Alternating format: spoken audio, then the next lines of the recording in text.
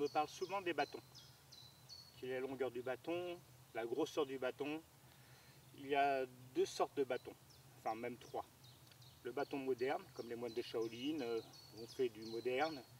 Ce sont plus des baguettes que des bâtons, ça fait du bruit, ça va vite, mais c'est pas vraiment un art martial.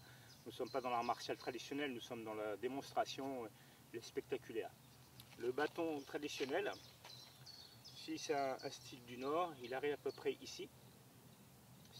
Si c'est un style du sud, vous tendez le bras et il arrive au bout de votre doigt. C'est un minimum, hein. Après ce n'est pas standard. La grosseur, c'est comme du bambou, comme le bâton que je viens de faire voir. Vous pouvez prendre plus fin. Le bois, l'idéal, c'est le bambou bien lissé, ou alors, chez nous, le noisetier. Le noisetier, c'est un bois qui est très solide. On fait des arcs avec. Donc vous voyez, il peut se tordre, etc. Bon, ça se casse quand même, hein, mais c'est quand même résistant. Donc du noisetier ou du bambou. Après, vous avez les bâtons japonais, qui sont plus gros, qui ne vibrent pas, qui sont très lourds. Ou alors à Taïwan, ils ont aussi des bâtons comme ça. Ce sont des bâtons qui sont très bien. Ce sont des bâtons lourds, mais c'est encore autre chose, c'est une autre technique.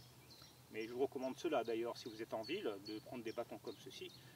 Leur bois est très résistant, bon c'est un peu cher, en France en tout cas, mais c'est un bon bâton. Sinon, prenez du bambou ou du noisetier si vous êtes à la campagne.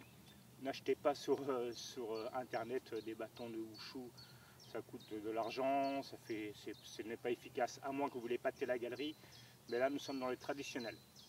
Donc le bâton, voilà, je vous conseille le bambou, noisetier, ou alors le bâton traditionnel bien dur qu'on peut trouver notamment dans les magasins japonais, c'est du bois rouge. Voilà.